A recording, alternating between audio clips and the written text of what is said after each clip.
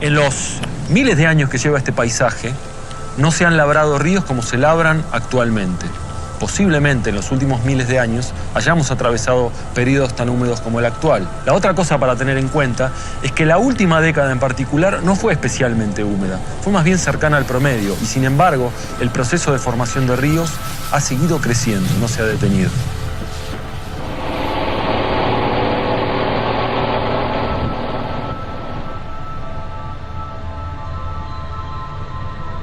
Me brota el agua de abajo para arriba. En vez de lloverme del techo para abajo, no, yo me lluevo de abajo para arriba.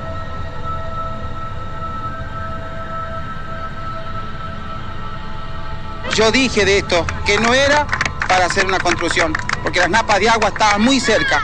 A 30 centímetros de lo que es la tierra estaban las napas de agua. Han vuelto a subir. Bajaron, pero han vuelto a subir las napas de agua. Estamos corriendo peligro que el río nuevo que tenemos acá se esté viniendo a lo que es el barrio.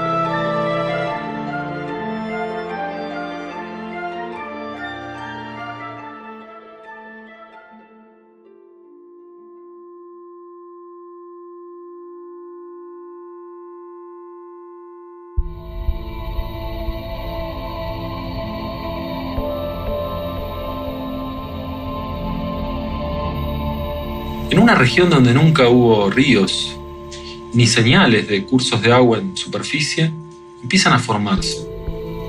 De pronto, tímidos segmentos de río en los que corre agua y se vuelve a infiltrar se expanden, generan aluviones de barro y empiezan a converger, y uno de ellos, el más avanzado, se acerca al río Quinto. Esto no pasó antes, por lo menos en tiempo histórico nadie vio esto, y parecería que las señales en el paisaje sugieren que esto es algo nuevo. ¿Por qué está pasando? ¿Por qué acá? Estamos en el centro de la Argentina, donde la gran llanura pampeana se vuelve ya más seca y aparecen las primeras sierras yendo hacia el oeste, específicamente entre El Morro y la ciudad de Villa Mercedes, en el este de la provincia de San Luis. Es algo raro y la verdad es difícil explicarlo con el conocimiento que tenemos disponible. Si no llegamos a una buena explicación va a ser muy difícil ofrecer soluciones. Y la única manera de llegar a una explicación mejor es ir al lugar, entender mejor qué pasó con la gente que vive allí y aplicar todo lo que sabemos para indagar en suelos, en aguas y llegar a una imagen un poco más clara de todo este proceso. El río Nuevo en sus orígenes, que es el río que estamos viendo circular acá, no llegaba a salir de la cuenca del Morro. Nacían estos ríos en vertientes dentro de la cuenca del Morro y morían sin conectarse con ningún otro curso de agua. A medida que este proceso avanza, los ríos empiezan a conectarse y ya ha llegado el punto en el cual una parte importante del agua se conecta con el río que tenemos atrás, que es el río Quinto. Un río que trae agua de otras cuencas sobre la Sierra de San Luis y que tiene su destino final a cientos de kilómetros de acá, en la llanura pampeana, en donde se infiltra. En ocasiones muy particulares, cuando hay fuerte inundación en la llanura pampeana, estas aguas tienen la oportunidad de llegar hasta el océano cuando el río Quinto se conecta con el Salado. De lo contrario, sufren el destino típico de las aguas en nuestra llanura, que es infiltrarse sin llegar al mar. Pero lo importante es que el río Nuevo, que primero era solamente un segmento superficial que se perdía en el campo, hoy logra abrir su camino hasta el río Quinto.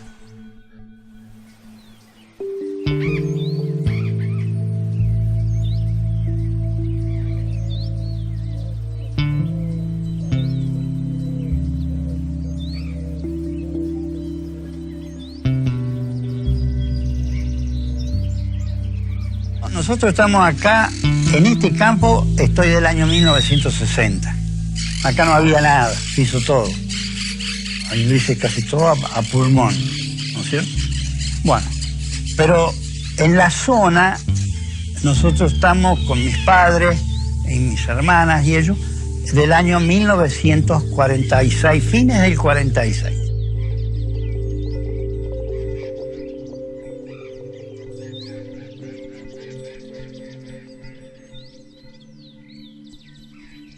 He venido de Las Vertientes, un pueblito de la provincia de Córdoba. En aquellos años trabajamos en la estancia Santa Romana, 10 años, y luego tuvimos la suerte de comprar campos acá porque nos iba tan bien.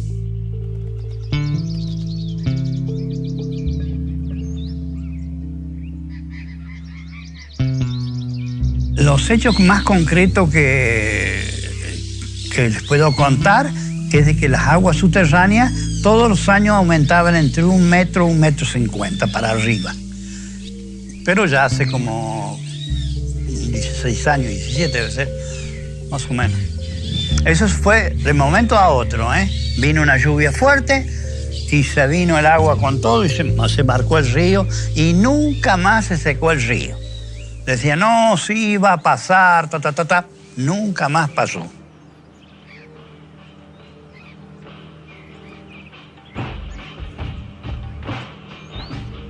Una de las primeras señales que vemos de los cambios hidrológicos en esta zona es el ascenso del manto freático y su llegada a la superficie. Esto que tenemos acá es agua freática que va alcanzando la superficie. Y una prueba de que esto es algo relativamente nuevo en este paisaje la da el cambio de la vegetación. Las plantas enseguida acusan recibo de este cambio hidrológico. Y entonces, árboles que no toleran la inundación como este, mueren. Cerca de donde estamos hay árboles mucho más viejos que este, que hoy han muerto porque no toleran estas condiciones de anegamiento. Mientras que otras plantas, por ejemplo cortaderas que tenemos por acá, pueden empezar a prosperar.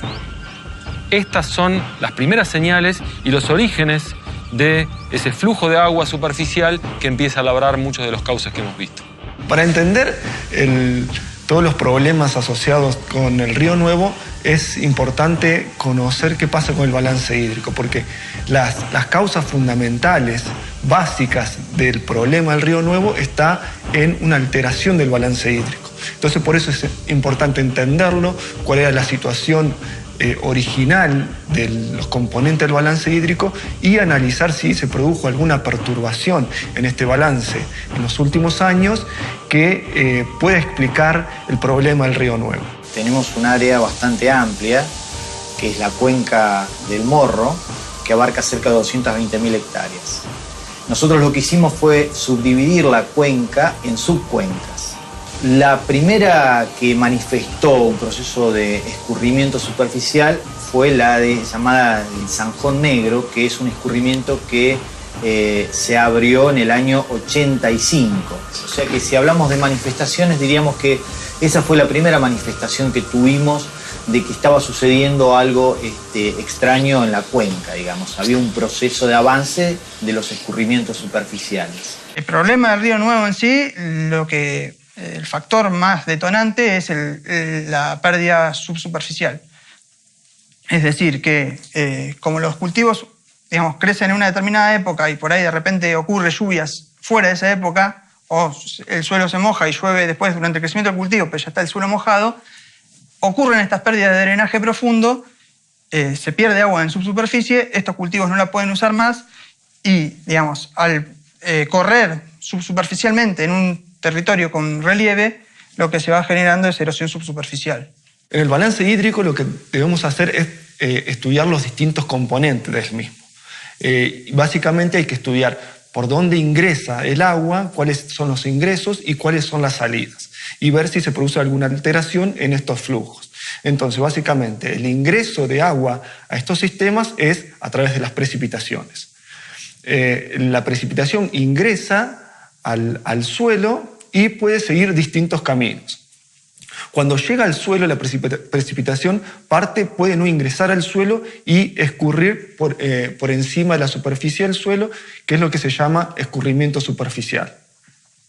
Otra parte de la lluvia ingresa al suelo y pasa a formar parte de lo que es la humedad del suelo. Cuando está en el interior del suelo, a su vez, puede también seguir distintos caminos esa humedad. Puede ser absorbida por las raíces de las plantas, por ejemplo de los árboles, y es transpirada a través de las hojas, que es lo que se conoce como transpiración de la vegetación. O también puede ocurrir que parte de esa agua que ingresó al suelo siga hacia abajo, se escape a la zona donde están las raíces, y una vez que se escapa de esa zona ya no la pueden utilizar las plantas. Entonces sigue su camino hacia abajo. Eso es lo que se conoce como drenaje profundo. Una vez que sigue su camino hacia abajo, llega hasta lo que se denomina la napa freática. En la napa freática es la parte del suelo en el cual todos los poros del suelo están ocupados por agua. No hay aire. Un árbol es como una bomba extractora de agua. El árbol, para poder vivir, necesita en general más agua que la que le provee la lluvia. En consecuencia, ¿de dónde saca esa agua? Y lo saca del subsuelo, lo saca de la napa o del agua subterránea. Entonces, ¿qué empieza? Empieza a bombear agua hacia arriba, y la napa empieza a descender porque si uno pone una bomba extractora, la napa va descendiendo, y eso es lo que pasa con los árboles. Cuando sacamos el árbol y lo reemplazamos por un cultivo que dura, a lo mejor tiene un ciclo corto de 6 meses, ese proceso de transpiración o de evaporación de agua se acorta mucho, se hace mucho más pequeño. En consecuencia, el sistema recibe más agua de la que evapora. Y como resultado de eso, las napas se empiezan a ascender. Nosotros estamos trabajando acá en el Bajo La Salada, que está a unos 2.000, 3.000 metros de donde estamos actualmente. Y de 2011 al 2015, 16, ha subido 40 centímetros la freática. Está bien, este es un año más atípico que los otros, porque es año de Niño, hay mayores precipitaciones, pero el agua está más cercana a la superficie del suelo. En las calicatas que hacemos con los alumnos, nunca habíamos llegado a la freática y este año la teníamos a 1,60 m. Nunca había llegado. En los 20, 25 años que hacemos los pozos, nunca habíamos llegado, y este año pasado llegamos al 1,60 m a tener agua freática. Y eso no había sucedido por más de 30 años.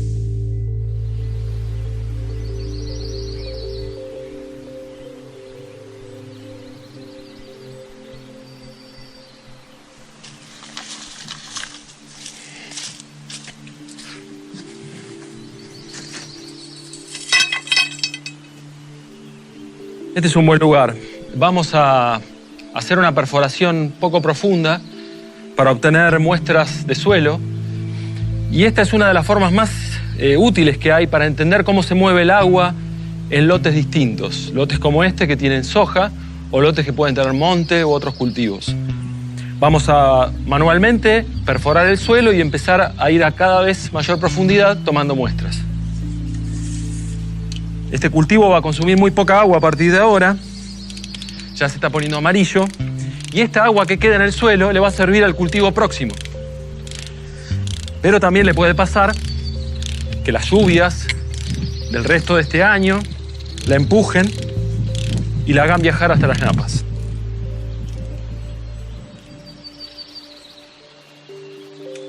Seguimos encontrando humedad. Suelo muy húmedo. Bueno, hemos terminado de muestrear la agricultura. Nos encontramos un perfil muy húmedo, hasta los 3 metros de profundidad. Ahí nos detuvimos. Y ahora la pregunta es qué vamos a encontrar en el monte. Acá tenemos vegetación natural, muy distinta a este lote de soja. Bueno, estamos mostrando recién el primer metro en el bosque. Y lo que estamos encontrando es un suelo con algo de humedad, pero mucho menos de lo que habíamos encontrado en la agricultura. Y lo que es más interesante, al terminar el primer metro, ya el suelo está muchísimo más seco. La evolución del paisaje, vemos que hay un espesor de sedimento, de depósito sedimentario, que está muy suelto, que son arenas, que son limos, son sedimentos muy finos, no están cementados y se depositaron hace no más de 10.000 o 12.000 años. Y los procesos de suelos comenzaron aproximadamente hace 1.000 años, por lo cual hablamos de sedimentos muy jóvenes, suelos muy jóvenes y por lo tanto muy lábiles y muy fáciles de erosionar. En esa zona, bueno, lo que prevalece es una mezcla entre arenas eólicas y loes, y también hay algunos sedimentos fluviales más antiguos. Esa es la característica general, digamos, de toda la planicie donde se encuentra, donde nació el Río Nuevo, digamos. La característica que tanto el loe como las arenas eólicas, cuando tiene participación de mayor cantidad de arenas eólicas, comúnmente son friables, o sea, son erodables y tienen mucha facilidad para ser erosionados por cualquier efecto hídrico. Esto también, digamos, colaboró a que esa erosión, esa generación de arroyos fuera mucho más rápida y así abrupta, como la gente vio en el lugar. La primera lluvia que hizo que que aparezca el río acá en el 2000, reventó una lagunita que tenía un vecino aguas arriba. Él tenía una laguna de 3, 4 hectáreas que se reventó, por eso arrastró tanta agua y tanto sedimento que empezó con la primera barranca. A mi izquierda se formó una laguna de 6, 7 hectáreas en ese mismo año 2000 que duró 15, 20 días. Hubo otra lluvia muy fuerte que rompió y continuó entonces su curso el Río Nuevo hasta unos 5 o 6 kilómetros más al sur. Se mantuvo bastante estable durante 6, 7 años, inclusive en el año 2003 acá hubo una sequía muy grande y fue el único momento en el que yo vi que apenas pasaba un hilito de agua. Luego estuvo estabilizado por varios años el resto del sistema, porque el sistema del Zanjón Negro que le llamamos siguió profundizándose, siguiendo generando procesos de erosión y de hecho en la actualidad sigue en un estado dinámico.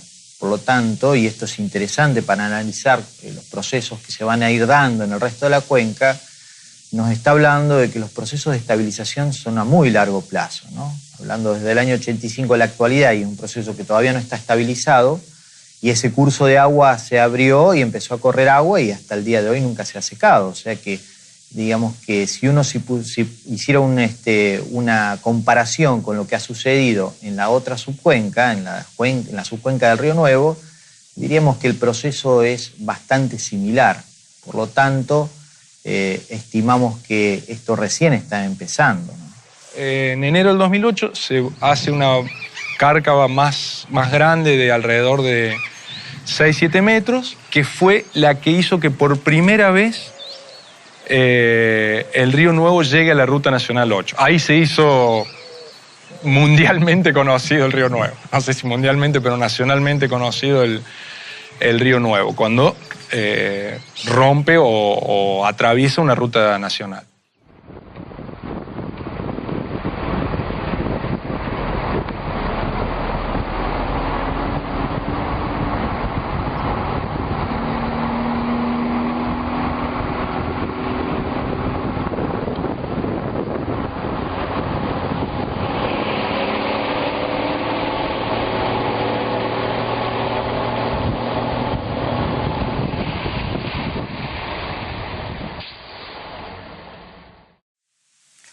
Uno de los problemas más graves justamente de la aparición de estos cursos de agua es el arrastre de los sedimentos.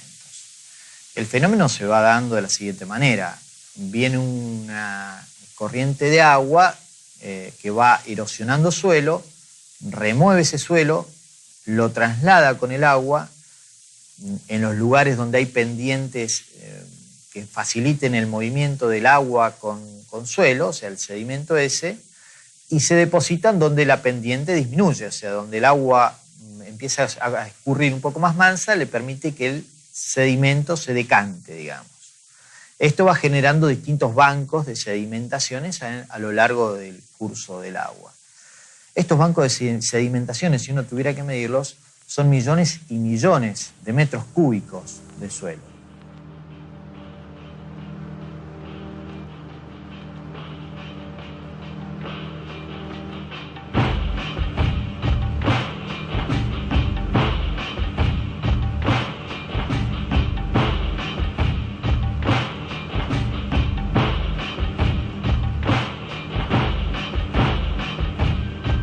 La cantidad de sedimento que ha viajado hasta este lugar es impresionante y todo este material que proviene de las zanjas que labró el río en la zona media, se depositó en un episodio muy rápido.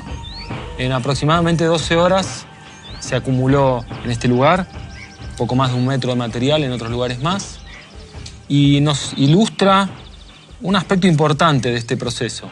Si bien los excesos de agua se van acumulando progresivamente, los cortes, las incisiones del nuevo río y los depósitos son episodios muy puntuales. En este caso, después de una lluvia de aproximadamente 200 milímetros, justo hace un año, llegó esta cantidad enorme de material y estamos ante una de las facetas de este nuevo río más difíciles de predecir, que es lo que pasa en la zona media baja de la cuenca donde se depositan sedimentos. El agua trae una cantidad enorme de material en suspensión que se deposita y bloquea su recorrido y obliga a que los nuevos movimientos de agua circulen por otro lugar. Se hace muy difícil anticipar por dónde va a volver a correr el agua cuando esto vuelva a ocurrir. Eso dificulta cualquier pronóstico y dificulta también cualquier obra de adaptación a este cambio que llegó, por lo menos por los últimos años, para quedarse.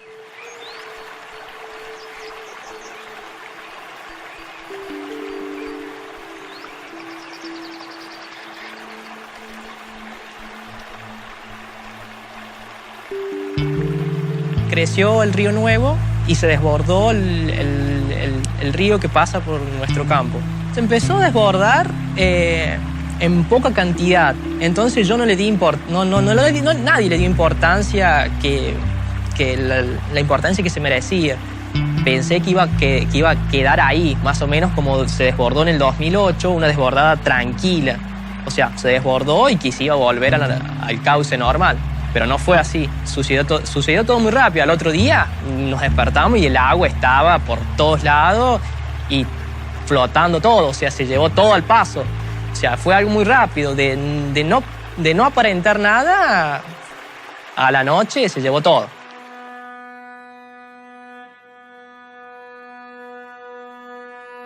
Agradecemos de que ni el empleado esa noche estaba en casa porque se había venido a la ciudad. Pero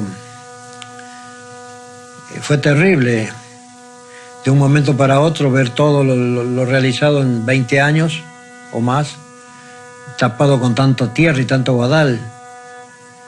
Sí, hemos visto que contra la naturaleza es imposible andar, ¿no? Y en el término de 5 o 6 horas, sin lluvia, solamente fue el ruido, según el vecino, el ruido del agua y que se llevó las ovejas, se llevó las vacas, se llevó los novillos.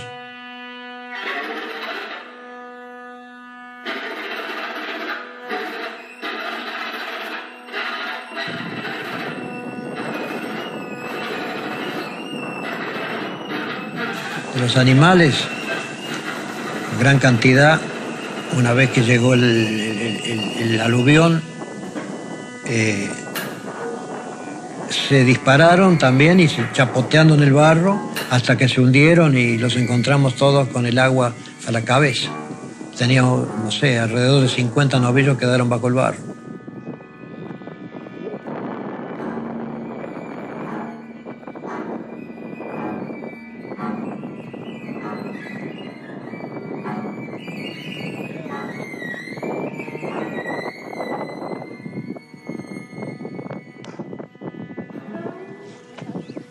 No había nadie, porque lo fuimos esa tarde, lo fuimos todo. Sacamos algunas herramientas que más o menos pudimos sacar. Y vinimos al otro día y nos encontramos con todo esto.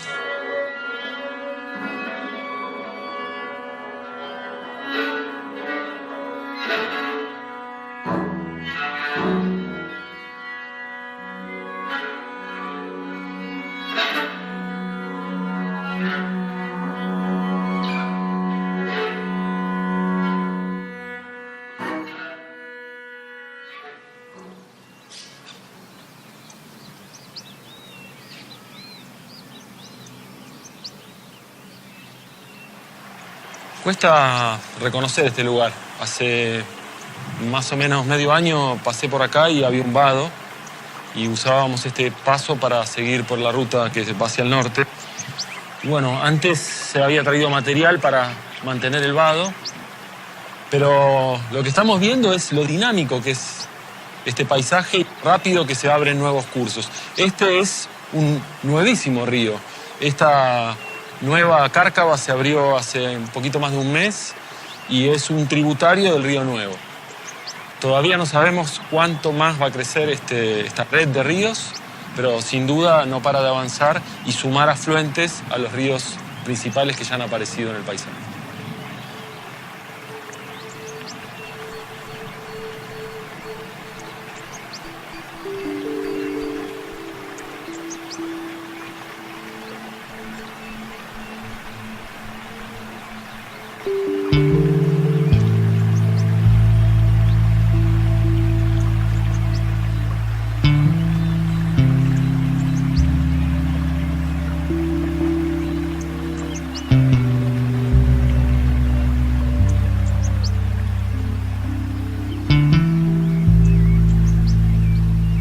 Estamos aproximadamente a 30-35 kilómetros de la ciudad de Villa Mercedes. Esta es la ruta provincial número 33. Acá justamente hay una curva donde hasta pocos kilómetros anteriores está asfaltada. De acá hasta la Punilla no existe más el asfalto y estamos en una cárcava que se ha hecho el año pasado. Desde más o menos marzo o febrero del año pasado está cortada la ruta en esta cárcava. Como ustedes verán, ahí sigue, se retoma el camino y la ruta esta va a Esquina o a la Punilla. Y hace más o menos unos 2 años había un vado acá, un pequeño vado, que pasaba agua a 2 o 3 días y después se cortaba. Bueno, el año pasado ya esa agua empezó a fluir en forma permanente y se hizo una barranca y de allí en más no hemos podido ingresar a nuestros campos.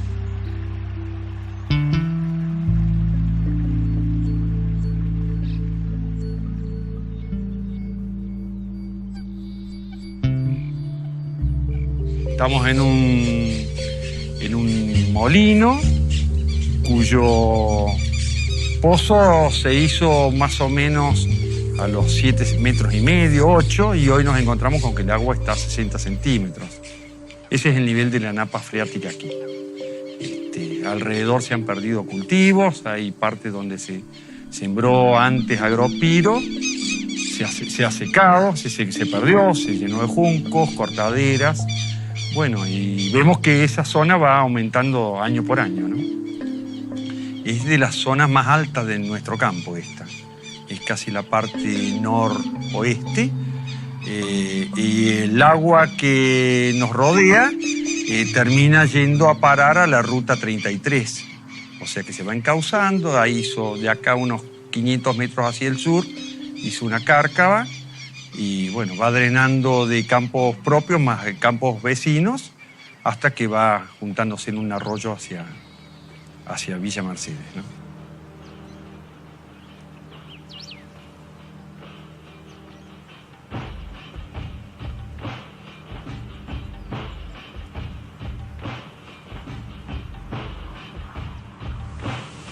En una orilla podemos ver a la vegetación nativa, al monte, los pastizales, y en la otra orilla la agricultura, un maíz en este caso.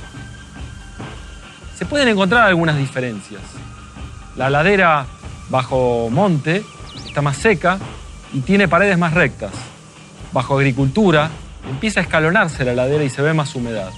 El agua que van entregando los lotes agrícolas es la que está elevando los niveles freáticos y alimentando este río que está fluyendo a nuestros pies. Los bosques secos, no solo los bosques secos de Argentina, sino todos los bosques secos del mundo, tienen la capacidad de utilizar el agua exhaustivamente. Eso es porque una de las cosas que caracteriza a los bosques secos es que tienen una estación de sequía muy marcada. Al utilizar exhaustivamente el agua de lluvia, las sales se acumulan en el suelo y a medida que pasan los años, los miles de años, se produce esta gran acumulación de pools de sales en el suelo. Cuando nosotros cortamos la vegetación, cuando eliminamos la vegetación, como es lo que ocurre actualmente en los bosques, en algunos de los bosques secos argentinos, las napas aumentan porque aumenta el drenaje profundo, y entonces cuando las napas aumentan y suben a la superficie, traen consigo esa cantidad de sales que estuvo acumulada allí por miles y miles de años.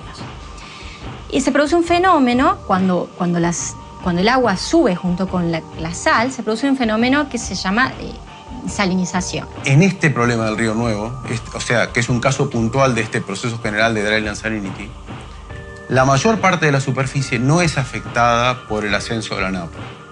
Con lo cual, cuando uno habla de la zona que es afectada por la napa cercana, que es además salina, está hablando de una pequeña porción. En la mayor parte de la superficie lo que hay que hacer es evitar que se nos escape el agua, cuando todavía es de muy buena calidad. Evidentemente, y eso es mucho más dramático en las zonas donde no se generan cauces de Río Nuevo, como aparentemente es el Chaco, o como sabemos ya de muchos años que tienen algunas regiones australianas, ¿sí?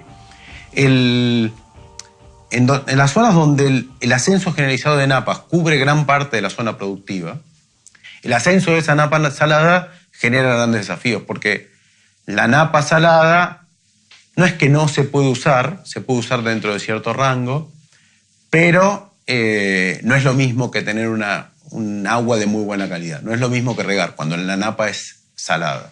Y que tiene como consecuencia la degradación de las tierras, generalmente tierras productivas, que son las tierras que se utilizan para los cultivos o para las pasturas. La consecuencia más importante de este fenómeno es que es un fenómeno irreversible. Es decir, no se puede volver, una vez que el suelo está salinizado, no se puede volver a la condición original.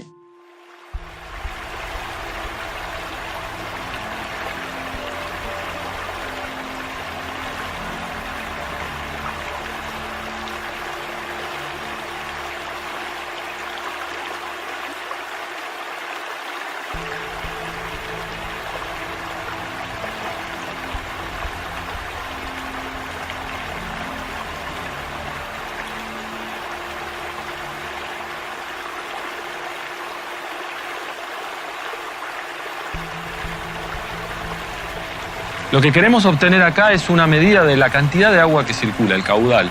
Y para eso vamos a hacer una medición muy simple, que es a lo largo de este ancho, tomar mediciones de velocidad del agua con este aparato, que es un sensor Doppler, y vamos a también medir la profundidad del río.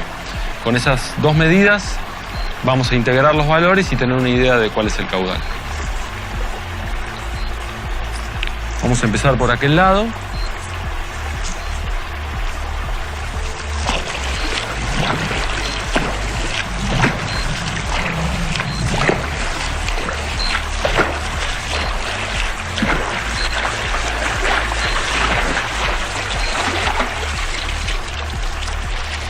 Metro 2.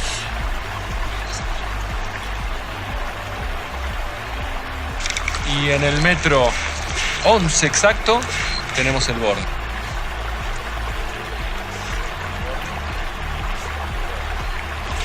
Vamos a sacar un número rápido, Matías, de caudal para llevarnos una idea. Tenemos una sección de 10 metros, unos 15 centímetros en promedio de profundidad. Eso nos da que la sección en superficie tiene 1,5 metros cuadrados. A una velocidad media de 1 metro que trae el agua, un poquito menos, pero anda por ahí, nos da 1,5 metros cúbicos por segundo que está circulando por este cauce. Es una unidad que se usa mucho para describir el caudal del río. El río Quinto, en promedio, su caudal es de 5 metros cúbicos por segundo. O sea que es un aporte muy significativo que le estamos haciendo al río en este momento. Y no es un momento de crecer, es un momento de caudal normal, digamos.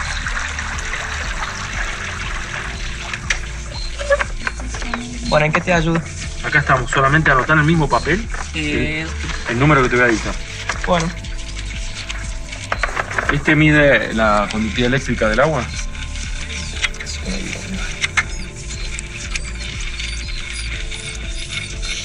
Y te da una idea de cuán salada está el agua, cuánta sal disuelta tiene.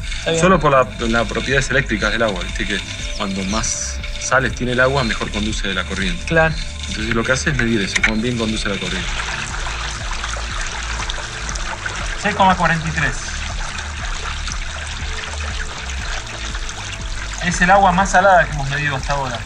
Y es el final de todas estas cuencas del Río Nuevo y el río que viene de Jorba. Valores muy altos de sales. Acá estamos ya en problemas como para usar este agua para bebida animal. Posiblemente son sales que ha cargado en la parte final del recorrido de la... Claro. Se contamina con la salada. Exacto. La salada es un sector naturalmente salado en esta región que ahora empieza a ofrecer lugar de paso a las aguas que llegan hasta acá y entregarle sal. Exacto. En la parte alta hemos encontrado aguas mucho más dulces, que tienen alrededor de 1/4 de la sal que tiene este agua en las nacientes. El recorrido se va volviendo más salado. Está bien.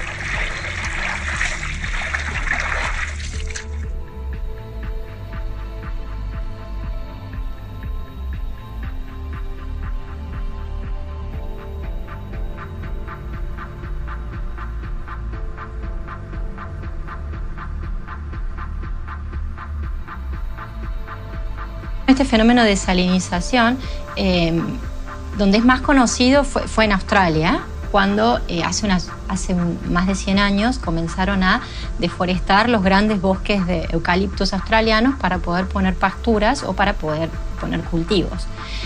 Un grave problema que tiene la salinización, este problema de salinización, es que no se detecta hasta que las sales están arriba. Al menos que uno haga un seguimiento de la napa. Entonces, lo que ocurrió en Australia es que alrededor de los años 60, 70 comenzaron a detectar estos parches de sales y luego el fenómeno se hizo masivo. Actualmente, por ejemplo, en la parte oeste de Australia, en el suroeste de Australia, hay más de 2 millones de hectáreas completamente inutilizadas por el fenómeno de salinización y se estima que dentro de 50 años estos valores pueden llegar a crecer muchísimo más. Se empezó a estudiar el origen del agua. Eso ha llevado un montón de años. Hay varios estudios de años como para definir de dónde, si no sabíamos de dónde venía el agua, no podíamos llegar a saber si era un proceso que iba a cesar o que iba a continuar. Bueno, ha habido estudios de Lina de Córdoba, Lina de San Juan, había un estudio previo de los australianos. La gente del Ministerio del Campo se movió, pero nos faltaron decisiones de ataque, de qué hacemos. Siempre les decía yo, bueno, tenemos un montón de herramientas de diagnóstico, pero ¿qué hacemos? En la zona más baja, lamentablemente, se están construyendo barrios, porque es la zona, digamos, de tierra disponible, y sabemos que cuando suba el agua va a tener problemas. Es más, en algunos lugares el agua les brota en los pisos directamente, de Mercedes. Entonces, es problemático en toda esa zona. ¿Y cómo logramos deprimir ahí? Deprimirla hay una sola manera. Hacer un pozo freático, ponerle una bomba y deprimirla. Ahora, ¿dónde tiramos el agua? Porque también hay que pensar que sacamos el agua de abajo y no la podemos volver a tirar arriba porque esa agua va a volver a ir para abajo de nuevo y va a alimentar los freáticos.